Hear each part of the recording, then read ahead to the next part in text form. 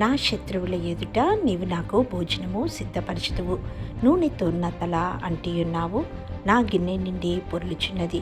కీర్తనల గ్రంథము 23వ అధ్యాయము 5వ వచనము. ప్రియ సహోదరి సహోదరుడా, ఇది ఎంతో అద్భుతమైన వాగ్దానము. దేవాది దేవుడు మనకు నైతికంగా, ఆధ్యాత్మికంగా భావప్రదమైన విజయాలను మనకు ఇస్తాడు. అది కూడా మన పరిస్థితులను చూచి ఆనందించు శత్రువుల ఎదుటనే మనలను ఉన్నతంగా ఘనపరుస్తాడు. ఆ మహోన్నతుడు నిన్ను అందరి నుండి ప్రత్యేకపరుచుకున్నాడు. నిన్ను అభిషేకించి పరిశుద్ధ కార్యములు చేయుటకు నిన్ను సిద్ధపరుస్తాడు.